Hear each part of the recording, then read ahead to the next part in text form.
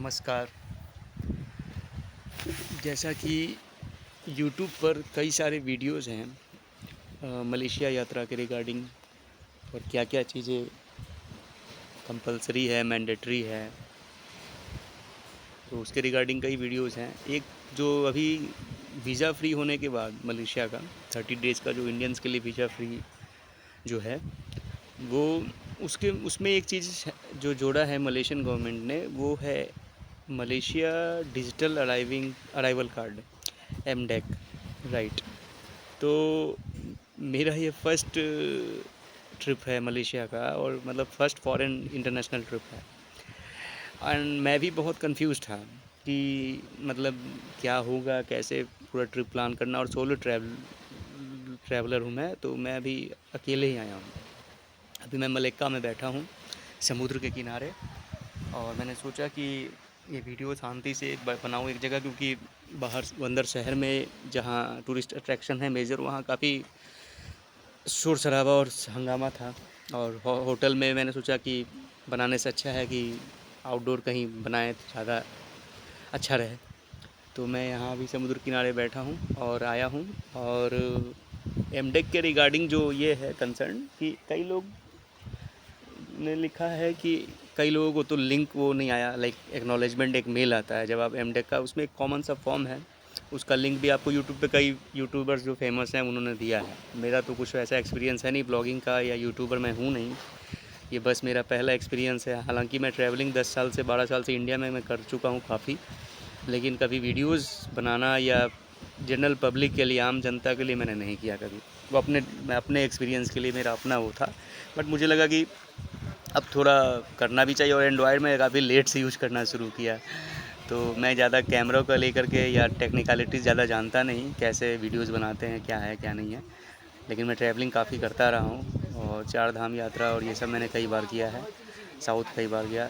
लेकिन international trip मेरा पहला है, और मैंने सोचा कि ये इम्पोर्टेंट है इंडियन के लिए जानना इस बारे में कि क्या है कैसे है। तो एमडेक के रिगार्डिंग हम बात करेंगे, तो उसमें जो मेन जो है कि कई लोगों ने लिखा कि फॉर्म तो अवेलेबल है, आप गूगल पे मिल जाएगा आपको, और यूट्यूब के लिंक के थ्रू मिल जाएगा, तो आप उसको फिल करते हैं। उसमें बेसिकली यही है कि इम्बार्केशन पॉइंट क्या होगा, तो इंडिया होगा लास्ट जो कंट्री है, वहाँ से आप जो निकलेंगे। उसके बाद आपका नेम होगा, पासपोर्ट नंबर, ये सारी जो जनरल इन्फॉर्मेशन वो आपको फिलअप करना है। आपका, हाँ, होटल जहाँ आप इंडिया में मलेशिया में जैसे आते हैं तो कुआलालंपुर आप आएंगे, तो वहाँ होटल का स्टे दिखाना होगा। तो आप किसी होटल के लिए, जैसे मेक माई ट्रिप पे से मैंने एयरबीएनबी किया था, तो प्राइवेट अपार्टमेंट था, तो उसका मैंने एक पीडीएफ निकाल लिया था बुकिंग का, ताकि और वो एयरपोर्ट पे शो कर सको, इमिग्रेशन डिपार्टमेंट के पास है ना, तो वो करना होता है। और बाकी तो डिटेल्स है वो है, और कितने दिन का आपका स्टे है, और आपके पास एक रिटर्न और ऑनवर्ड जर्नी का टिकट होना चाहिए फ़्लाइट का, है ना। या तो आप, जैसे मेरा है कि मुझे यहाँ से बाली निकलना है, तो मेरे पास रिटर्न तो नहीं था, मैंने ऑनवर्ड जर्नी का बोला, मैं बाली जाऊँगा, बाली से फिर इंडिया जाऊँगा। तो ये चीज़ें हैं। तो आप या तो रिटर्न का टिकट दिख लो, या अब कई लोग कहते हैं कि हम तो बैग पैकर हैं, तो हम पहले से प्लान नहीं करते हैं, या वापस हमें पता नहीं है कि हम 15 दिन में आएंगे या 1 महीने में आएंगे। सही बात है, लेकिन आपको दिखाना तो पड़ेगा, क्योंकि वो आप टूरिस्ट वीज़ा पे हो, तो ये श्योर करने के लिए कि आप इस कंट्री में रुकोगे नहीं लीगली इमिग्रेंट के रूप में, और यहाँ काम वाम ढूंढ के नहीं वो ना हो जाए, क्योंकि ऐसा लोग करते हैं। और जिस वजह से जो है लॉज थोड़ा स्ट्रिक्ट किया गया है, और अच्छा भी नहीं है ना, ये कंट्री की बदनामी भी होती है ऐसे। तो हमें बाहर में, हम हर कोई जो इंडियन है विदेशी धरती पे अपने देश का एक तरीके से वो रिप्रेजेंटेटिव है, वो दूत है। सिर्फ राजदूत ही दूत नहीं होते, हम भी अपने देश को ही यहाँ पर प्रेजेंट कर रहे हैं, रिप्रेजेंट कर रहे हैं। और हमारे एक्शन से, हमारे बिहेवियर से, हमारे मैनर से, वो हम एक स्टीरियोटाइप टाइपिंग थिंग भी होती है ना, कि आप किस देश के कंट्री के लोग इससे एक सर्टेन वे में बिहेव करते हैं। जैसे पाकिस्तानी इसको लेकर के काफ़ी अभी नेगेटिविटी है वर्ल्ड में, है ना। उनका पासपोर्ट का क्या वैल्यू है, कुछ नहीं है, तो कई सारे आप न्यूज़ में देखा होगा। तो ये सारी चीज़ें हैं, तो उस हिसाब से हम फिर भी हम ठीक है, हम आ रहे हैं, हमारा पासपोर्ट जापानीज़ पासपोर्ट या अमेरिकन पासपोर्ट इतना स्ट्रॉन्ग नहीं है, उतना वो नहीं है, बट फिर भी इंडियन को एक लोग रिस्पेक्ट देते हैं। तो हमें इस चीज़ को ध्यान रखना चाहिए कि विदेशी धरती पे हम कुछ ऐसा ना करें जो कि हमारे देश का मान सम्मान, या जो देश की जो वो है प्रतिष्ठा है, उससे मतलब धूमिल हो, वो नीचे जाए, है ना। तो हमें ये चीज़ का ध्यान रखना चाहिए। तो वही है। और मतलब मैं कह रहा था विषयांतर हो जाएगा तो डेविएट नहीं होते हैं। तो एमटेक पे हमें यही करना है कि सिंपल है कि अगर आपने अप्लाई किया है, सारा डिटेल सही से डाला है, तो मेल तुरंत आ जाता है। जैसे मेरे केस में तुरंत मेल आ गया था कि आपका ये, और पिन उसमें होता है, तो पिन के थ्रू ही आप चेक कर पाएंगे कि आपका स्टेटस क्या है एमटेक का, है ना। आपको एक फॉर्म फिर बाद में डाउनलोड कर सकते हैं, रजिस्टर्ड हो गए हैं तो आपका वो डिजिटल अराइवल कार्ड है वो होता है। लेकिन यहाँ पे एक प्रॉब्लम ये है कि इन्होंने रिसेंटली ये चीज़ शुरू की है, और शायद सर्वर का इशू है क्या है कि एक्नॉलेजमेंट, मेरे केस में क्या हुआ कि एक्नॉलेजमेंट मेल तुरंत आ गया और उसमें पिन मेंशन था, तो मैंने वो डाउनलोड करके रख लिया और उसका पीडीएफ वो नहीं, प्रिंट आउट भी ले लिया, हार्ड कॉपी। लेकिन फिर जब मैंने अपना स्टेटस चेक करने के लिए मेरा रजिस्ट्रेशन कार्ड मेरा आ गया है कि नहीं, तो पिन डालना होता, तो मैं पिन जब डाल रहा था तो नो रिकॉर्ड फाउंड शो कर रहा था।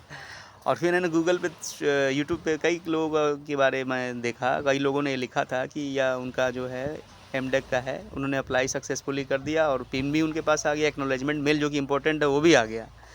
लेकिन जब वो उस पिन को यूज़ करके डाउनलोड करना चाहते हैं रजिस्ट्रेशन कार्ड, तो उसमें नो रिकॉर्ड फाउंड शो कर रहा है। तो मेरे साथ भी यही हुआ और मैं टेंशन में आ गया कि कार्ड नहीं डाउनलोड हुआ है, बस पिन है, तो कैसे होगा। तो मैं नहीं हुआ तो उनके साइट की फ़ॉल्ट है, जो मुझे लग रहा था कि टेक्निकल फ़ॉल्ट है, तो उनके साइट से, क्योंकि मेरा तो पासपोर्ट वगैरह सब वैलिड है, कोई ऐसा इशू है नहीं। तो फिर मेरे एयरपोर्ट आया तो इंडिया साइट्स में तो उन्होंने एक बार पूछा, ये फ़्लाइट ऑपरेटर जो है एयर एशिया वालों ने, कि आपके पास सर डिजिटल अराइवल कार्ड है। मैंने बोला हाँ पिन है, मैंने अप्लाई कर दिया है। तो बोला ओके, बस इतना ही हुआ। उसके बाद जब यहाँ आया कुआलालंपुर, तो मुझे कुछ नहीं पूछा उन्होंने, बस होटल का स्टे का पूछा और एमटेक के बारे में कोई बात ही नहीं हुई। तो पर्सन टू पर्सन डिफ़र कर सकता है, पूछ दे। लेकिन अगर आपने अगर अप्लाई कर दिया और एक्नॉलेजमेंट मेल आ गया है, वही इंपॉर्टेंट कि उसमें पिन होता है, तो आपके साइड से काम ख़त्म हो गया। क्योंकि अगर नो रिकॉर्ड फाउंड शो कर रहा है, जो कि कई लोगों के केस में हुआ, तो ये इनके साइड की दिक्कत है, जो गवर्नमेंट है यहाँ की, उनके, क्योंकि उन्होंने उनके सर्वर में इशू है या कुछ टेक्निकल वो है, वेबसाइट का इशू है, जो भी है वो इनके साइड का है। लेकिन अगर एक्नॉलेजमेंट मेल अगर नहीं आता है तो दिक्कत है, क्योंकि आपके पास कोई प्रूफ नहीं है कि आपने अप्लाई कर दिया है, क्योंकि पिन तो आपके पास होगा नहीं।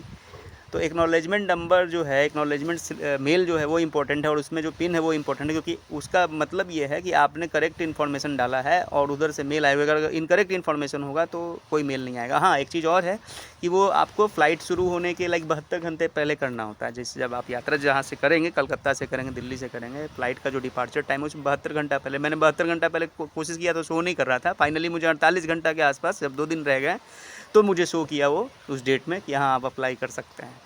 तो आप ये पहले से, यही नहीं कि 4-5 दिन पहले से लगे रहिए, आराम से 72 घंटा के फ़्लाइट खुलने के 3-4 घंटा पहले तक भी आप कर सकते हैं, और शायद 4 घंटा पहले तक, तो कोई दिक्कत नहीं है। तो 72 घंटे से लेके फ़्लाइट के डिपार्चर से 3-4 घंटे पहले तक में भी आप वो एमटेक कर सकते हैं, है ना। तो काफ़ी इनफ टाइम है, कोई दिक्कत नहीं है। बस इतना ध्यान रखें कि एक्नॉलेजमेंट स्लिप आपके वो मेल आ जाए, और उस मेल को आप डाउनलोड कर लें और उसका एक प्रिंट आउट ले लें, और पिन नंबर जो है याद रखें। बहुत लोगों के केस में क्या हुआ कि पिन डालने पे उनको रजिस्ट्रेशन कार्ड शो किया, तो उन्होंने डाउनलोड किया, और बहुत लोगों ने, मतलब सिर्फ यहीं के नहीं, जो दूसरे कंट्रीज़ हैं, जो जिनके लिए मलेशिया ने वीज़ा फ्री किया, जैसे चाइना के लिए भी है, तो वहाँ भी ये दिक्कत आ रही है। यूट्यूब में आप कमेंट्स में देखना आप एक बार। तो कोई दिक्कत नहीं है, आराम से बस पिन आ जाए और रजिस्ट्रेशन का वो आ जाए, एक्नॉलेजमेंट मेल उतना भी आ जाए तो काफ़ी है। और ना मतलब मेल नहीं आता है तो हो सकता है कि आपके पासपोर्ट या आपका कुछ डॉक्यूमेंट में गड़बड़ है, डेट ऑफ बर्थ गलत है, कुछ वैसा हो सकता है, तो आप एक बार रीचेक कर लें, है ना। तो ये वीडियो बस इसी के लिए, जनरल पब्लिक के लिए, जो साउथ ईस्ट एशिया आना चाहते हैं, मलेशिया स्पेशली। अब यहाँ से मैं बाली जाऊँगा, तो बाली का तो अभी मुझे आइडिया नहीं है, फर्स्ट मेरा ट्रिप है, तो जैसा होता है मैं फिर आप लोगों को सूचित करूँगा। धन्यवाद। वंदे मातरम।